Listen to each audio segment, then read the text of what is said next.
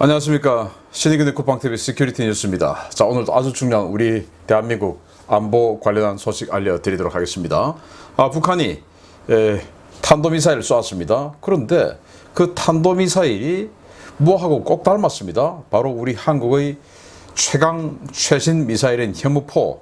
그 현무포와 생긴 모습, 그리고 크기, 그리고 예상되는 성능, 이 모든 것들이 판박이처럼 닮았는데 어떤 내용인지 보도록 하겠고, 지금 또 역시 식량 난에 북한이 시달리다 보니까 이 평양만, 오직 평양만을 위한 정책을 펴고 있다 보니 그 평양 주민들을 다른 지역 주민들과 차별화하여 더 나은 보급을 해주다 보니까 다른 지역 주민들이 어마어마한 불만에 휩싸이고 있는 소식 등등 해서 알아보도록 하겠습니다. 신의균의 쿠팡TV 구독, 알림, 좋아요 눌러주십시오. 항공우주와 지상, 해양 분야를 모두 아우르는 한국판 록히드 마틴, 한국판 BAE 시스템즈의 탄생이 임박했습니다. 잠수함과 수상전투함 등 군함 건조 분야에서 세계적인 경쟁력을 가진 대우조선해양이 한화그룹에 매각된다는 소식입니다. 지난 2001년부터 워크아웃 졸업 후 21년간 표류했던 대우조선해양이 정부와 대주주 산업은행의 결정에 따라 한화그룹으로 매각되는 안이 최종 확정됐다고 국내 언론들이 9월 26일 일제히 보도했습니다. 보도에 따르면 정부는 26일 오전 한국수출입은행에서 긴급 산업 경제장관회의를 개최하고 대우조선해양 매각을 위한 회의를 시작했는데요. 당초 일정에 없던 이번 회의 안건은 대우조선해양을 한화그룹에 통째로 매각하는 내용이라고 정부 관계자는 전했습니다. 한화그룹은 지난 2008년부터 6조 원 이상의 자금을 들여 대우조선해양을 인수하기 위해 다각도의 노력을 기울였지만 뜻을 이루지 못했는데요. 대우조선해양이 특수선 분야에서 강력한 경쟁력을 보이고 있다는 점, 한화그룹이 최근 이른바 방산보국의 기치 아래 전 세계적으로 워낙 좋은 사업 성과를 내고 있다는 점 등이 정부의 마음을 움직인 것으로 전해졌습니다. 한화는 정부 측이 제안을 수행해 일반 선박 분야와 특수선 분야를 모두 인수하기로 결정했는데요. 2조 원 이상이 될 것으로 추정되는 이번 거래 성사로 한화는 한화 에어로스페이스, 한화 디펜스와 함께 육해공과 우주, 사이버 영역을 모두 아우르는 종합 방산 기업으로 도약할 것으로 기대됩니다. 한화그룹의 품에 안기게 된 대우조선해양 특수선 사업부는 미사일 고속함부터 초계함, 호위함과 구축함, 잠수함, 심지어 항공모함에 이르는 다양한 라인업을 갖춘 종합 해양 방산 기업으로 기존 한화 자회사들과 협력해 방산 분야의 경쟁력을 더욱 강화할 수 있을 것으로 보이는데요. 전 분야를 아우르는 종합 방산 기업으로서 한국의 록히드 마틴, 한국의 BAE 시스템즈가 될 한화그룹에 대한 방산업계의 기대가 점점 커지고 있습니다. 자, 거제에 있죠. 거제도의 장승포라는 곳에 대우조선해양이 있고, 또 거제의 고현이라는 곳에 삼성중공업이 있죠. 그래서 거제가 우리 대한민국의 조선업 메카다, 이렇게 이야기하기도 하는데, 정말 이 대우조선 가보면 어마어마한 규모를 볼 수 있어요. 저는 군함 진수식이라든지 또는 제가 수행했던 그 핵잠수함 연구 용역이라든지 이런 여러 가지 공적인 일들로 인해서 이 대우조선해양에 여러 번 방문을 해봤습니다만은 이렇게 큰 조선소가 있구나 라고 생각되고, 보시다시피 이렇게 도크에 굉장히 큰 이런 선박들이 가득 차 있는데 이거 다 건조하고 있는 거죠. 그런데 대우조선해양에 갈 때마다 저는 항상 들렀던 곳이 특수선 사업부입니다.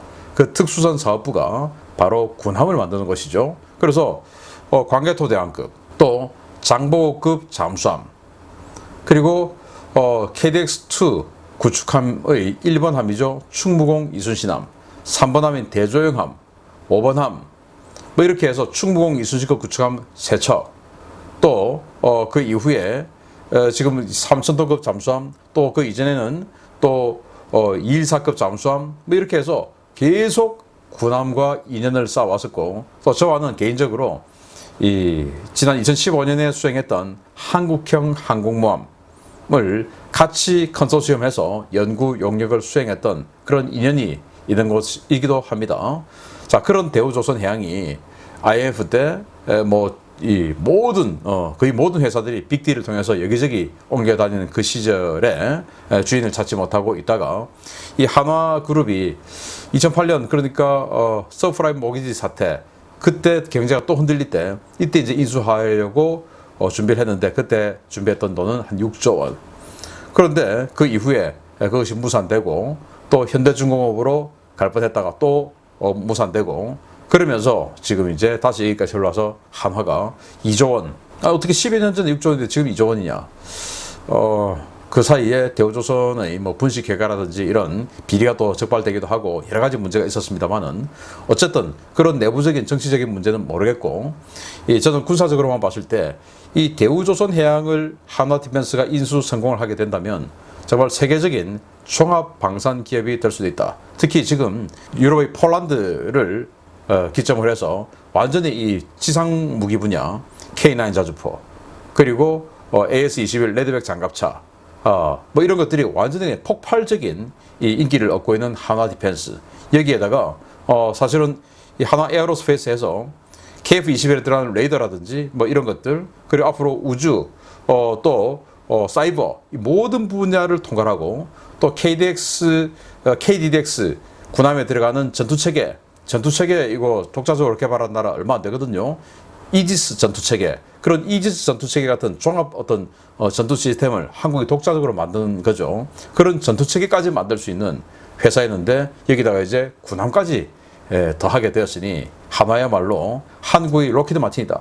록히드 마틴도 군함 설계 다 하죠. 그리고 전투기 만들죠. 그리고 지상 장비 다 하죠. 예를 들어 MLRS 이런 거 록히드 마틴에서 다 만들죠. 그래서 한국의 록히드 마틴. 그래서 앞으로는 규모의 경제가 성공한다. 그래서 유럽도 여러 방산 기업들이 다 뭉쳐서 BAE 시스템을 만들었고 또 여러 항공 방산 기업들이 다 뭉쳐서 에어버스를 또 만들고 뭐 이런 식으로 막 뭉치지 않습니까? 그래서 우리 한국도 지금 한화 디펜스로 거의 뭐 뭉쳐가는 이런 모양새인데 이런 대우조선 해양의 그 인수가 성공으로 가게 된다면 정말 방산 분야에서 최고의 그런 규모를 가진 세계적인 회사가 되지 않을까라는 기대를 해보고 그런 만큼 우리 한국군에도 좋은 무기 만들어서 납품해 주길 바랍니다. 두 번째입니다. 북한이 노동당 창건 기념일 이른바 쌍십절을 두고 대대적인 행사 준비에 들어갔습니다. 전국 주민들이 극심한 식량난에 고통을 받고 있는데 평양에 의한 평양을 위한 행사 준비가 진행되며 주민들의 반발이 확산되고 있습니다. 북한이 오는 10월 10일 조선노동당 창당 기념일 행사에 맞추어 평양에 봉쇄 수준의 출입 제한 조치를 내리고 9월 25일부터 평양 출입 증명서 발급을 중단했다고 북한 전문 매체 데일리 NK가 보도했습니다. 이번 출입 제한 조치로 인해 평양을 오가며 장사로 먹고 사는 사람들은 물론 평양의 큰 병원에서 수술을 받기 위해 수술 날짜를 받아놓고 기다리던 지방의 간부와 돈주들도 평양 방문길이 막혀 발을 동동 구르고 있는 것으로 전해졌습니다. 북한은 평양 출입을 막는 한편으로 쌍십절에 맞추어 평양 주민들에게만 특별 식량 공급을 제공하기 위한 특별 조치에 들어갔는데요. 지난 9월 17일 평양 주민들에게 쌍십절 전까지 20일치 식량을 공급하라는 중앙당 지시에 따라 관계자들이 지방에 내려가 수확 직전의 알곡들을 지키고 서 있는 것으로 전해졌습니다. 매체는 남포항으로 들어온 식량을 평양시 당, 보위, 안전기관에 먼저 공급하고 나니 일반 주민들에게 공급할 양이 형편없이 부족했다라며 17일 긴급회의 이후 평양시 내 각 책임 일꾼들이 식량 확보를 위해 지방으로 급파되었으며 현지 협동농장에서 숙식하면서 벼와 옥수수 등 곡물 수확과 탈곡이 진행되는 대로 접수해 평양으로 수송할 계획이다 라고 전했습니다. 당연히 지방 주민들, 특히 농사를 지은 주민들은 크게 반발하고 있습니다. 지방 주민들은 한 해 농사 기껏 지어 놓으면 군대나 평양에서 다 가져가고 실제 농사 지은 사람들은 분배도 받지 못한다 라고 분통을 터뜨리고 있는데요. 특히 올해는 지난해보다 더 작황 전망이 나빠 일선 농장의 분위기는 더욱 살벌한 것으로 전해졌습니다. 이번 특별 식량 공급은 당 창건일을 계기로 평양시 주민들을 다독여 민심 동요를 차단하기 위한 목적인데요. 특별 식량 확보조를 편성해 각 지방 협동농장으로 보냈음에도 불구하고 올해 작황이 너무 좋지 않아 평양시 주민들이 필요로 하는 만큼의 식량조차 확보하지 못할 것이라는 비관론이 빠르게 퍼지고 있습니다. 특히 이번 평양시 각 조직의 식량 확보 움직임은 가뜩이나 극심한 식량 위기 상황에서 평양이 지방 주민들의 곳간을 털어간다는 인식으로 번져 지방 주민들이 큰 반발을 사고 있는데요. 탈곡과 곡물 수탈이 본격적으로 시작되는 10월, 각 지방에서 물리적인 충돌이 벌어지지 않을지 우려가 커지고 있습니다. 참 기가 차죠. 어떻게 평양과 그 외의 지방을 이렇게 차별할 수가 있을까요? 그런데 뭐 행정적으로 또 사회 인프라적인 측면에서 우리도 뭐 수도권에 그런 그 문화시설이라든지 인프라가 집중이 되어 있고, 그럼 뭐 인구가 많으니까 또 그렇다 치는데 여기는 그냥 인간을 그냥 차별하는 거예요. 인간을 차별하면 안 되죠. 그런데 여기는 인간 자체를 차별한다. 인간 자체, 인간의 가장 기본적인 욕구가 뭡니까? 바로 의식주 아닙니까? 그 중에서 평양 시민들에게만 좋은 집을 제공하고, 그리고 평양 시민들에게만 식량을 제공한다. 그 평양 시민들에게 식량을 제공하기 위해서 니들은 굶어라. 그리고 군대 줘야 되니까 군대 가져가고, 평양 시민들 거 가져가고, 그리고 니들은 남는 거 먹든지 말든지 라고 해라. 근데 남는 게 어디 있습니까 지금? 이런 식으로 해서 과연 언제까지 버틸 수 있을지. 지금 김정은이 딸도 이제 언론에 등장하기 시작하던데, 김정은이 그동안 다른 지도자들이 보여주지 않았던 그런 면을 보이고 있죠. 다른 지도자들, 김정일 같은 경우는 김정은을 비롯한 자식들을 거의 공개를 안 했는데 여기는 지금 공개를 하고 있습니다. 자, 이런 것들이 앞으로 평양 주민들, 더 나아가서 북한 주민들이 많이 계도되어서 하나하나 변화되니까 거기에 김정은 입장에서 긍정적인 변화도 있을 것이고, 그리고 부정적인 변화 반드시 있을 것입니다. 이 휴대폰이라는 존재로 인해서 결코 긍정적이지만 않은 그런 변화가 반드시 일어날 것이다 라고 생각하고, 정보 유입 끊임없이 계속시켜줘서 북한 주민들이 봉기할 수 있도록 만들어줘야 되겠는데, 대한민국에서 북한을 정말 인간답게 살 수 있도록 정보 유입을 시켜주는 것을 차단하는 대한민국 정부가 법으로 차단했죠. 그런데 정말 놀랍게도 우리 군사 정보는 어떻게 그렇게 북한에 거의 실시간으로 가 있는 것인지 알다가도 모를 일입니다. 놀라운 비교해 보겠습니다. 현무포 이야기입니다. 북한이 미국 로널드 레이건 항모전단 동해 진입에 앞서 발사한 무기가 북한판 현무포일 가능성이 높다는 분석이 나왔습니다. 이전 정권 시절 유출된 것으로 보이는 첨단 무기 기술이 한미동맹 핵심 전략 자산을 위협하고 있습니다. 북한이 9월 25일 아침 평안북도 태천에서 동해상으로 발사한 단거리 전술 탄도미사일의 정체는 일명 북한판 이스칸데르인 KN-23의 탄두 강화 버전인 북한판 현무포일 가능성이 높다고 군과 미사일 전문가들을 인용해 문화일보가 9월 26일 보도했습니다. 보도에 따르면 군 당국은 북한판 현무포라 불리는 KN-23 개량형은 우리 현무포보다 위력은 좀 떨어지지만 탄도 중량이 더 크고 이전 북한 미사일에 비해 대단히 강력한 파괴력을 가지고 있다라고 판단하고 있는데요. 특히 고위력 관통 탄두뿐만 아니라 전술 핵탄두 탑재까지 가능하다고 군 당국은 보고 있습니다. 지난 1월 27일 함흥에서 동해상으로 처음 시험 발사된 KN-23 개량형은 기존 KN-23보다 좀 더 대형화되어 발사 차량 역시 구동륜이 한 축 더 추가됐는데요. 활공 비행은 물론 풀업 기동까지 가능해 우리군의 요격 시스템을 회피할 수 있고, 탄도 위력도 기존 KN-23의 4, 5배에 달하는 수준인 것으로 평가되고 있습니다. 이와 관련해 미사일 전문가인 한국항공우주대학교 장영근 교수는 이 미사일의 길이는 약 10m 수준으로 기존 KN-23의 7.2m보다 길다라며 로켓 모터를 키워 사거리 성능을 키운 것으로 보인다 라고 분석하고 있는데요. 군 당국은 이 미사일이 여러 종류의 탄두를 사용해 대단히 위력적인 전략무기로 활용될 가능성이 크다고 보고 있습니다. 2에서 2.5톤 규모의 탄두는 확산 탄두를 탑재할 경우 직경 1km에 달하는 면적을 초토화시킬 수 있어 성주 사드 기지를 단 한 발로 무력화할 수 있고, 핵탄두나 관통탄두를 탑재할 경우 용산과 과천, 계룡대 등의 전략지휘시설을 집중 사격으로 파괴할 수 있는 위력을 발휘할 것으로 우려됩니다. 특히 이러한 종말 단계의 변칙 기동과 고위력 확산 탄두는 대략적인 항모 전단의 위치를 파악한 뒤 화력 구역을 설정하고 여러 발을 동시에 쏠 경우 광범위한 범위에 자탄을 살포할 수 있어 항모 전단에 상당히 큰 위협이 될 것으로 우려됩니다. 문제는 극심한 경제난을 겪으며 외부로부터 철저하게 고립되어 있던 북한이 어떻게 이런 고난이도 탄도미사일, 그것도 우리나라가 최근 몇 년간 전력화한 것들과 소름 끼치도록 닮은 무기들을 이렇게 짧은 기간 내에 차례로 내놓고 있냐 하는 것인데요. 국민의 혈세로 만들어진 이 첨단 무기 기술들이 북한에 넘어갔는지, 넘어갔다면 과연 어떤 경로로 누구의 손에 의해 넘어갔는지 반드시 밝혀내어 그 죄를 물어야 하겠습니다.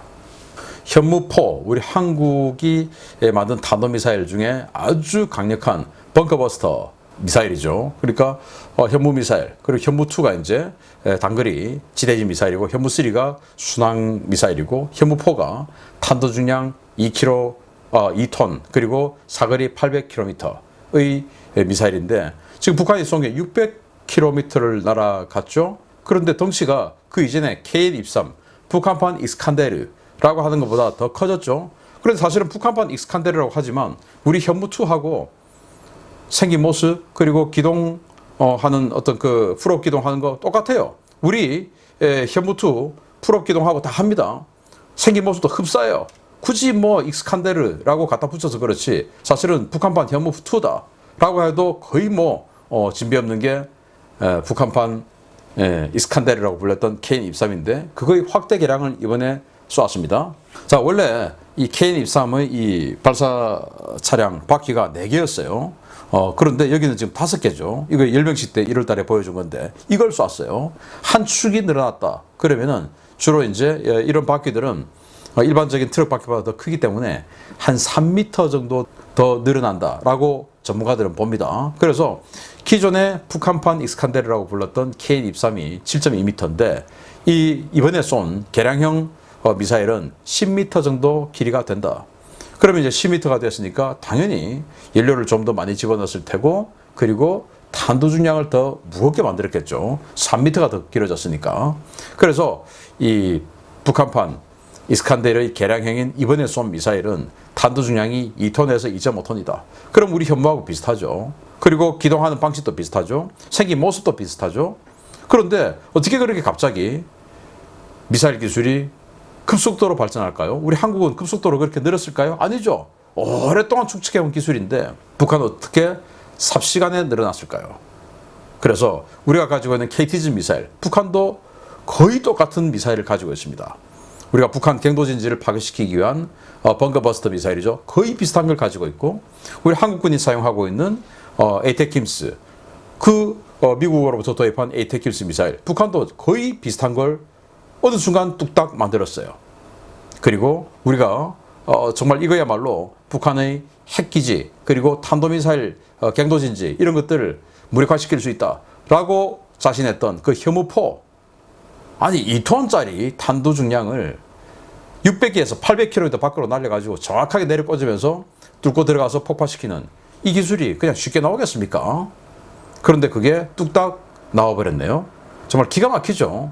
자, 그래서 이 탄두는 이 뚫고 들어가는 벙커버스터, 지연신관을 활용한 벙커버스터를 할 수도 있고, 그리고 근접신관을 사용해서 공중에서 터져가지고 확산시킬 수도 있고, 자탄을 뭐 이런 식으로 쏠 수 있는데, 지금 이제 로널드 레이건 항모하고 우리 해군들하고 연합훈련 들어가지 않습니까? 동해에서. 예를 들어서 만약에 이게 실전이다. 그러면 항모가 어느 지점에 있다. 어느 지점쯤에 지금 있다. 좌표를 지금 현재 좌표를 알고 나면, 그리고 항모가 지금 북동쪽으로 기동 중이다. 또는 북서쪽으로 기동 중이다. 이걸 알고 나면 이 600km를 날아가는 속도, 시간 한 10분이다. 그러면 이 항모가 지금 30노트의 속도로 북동쪽으로 진행 중이다. 그러면 미래 위치, 예상되는 미래 위치 북동쪽에다가 이거 한 3발 쏴버린 거죠.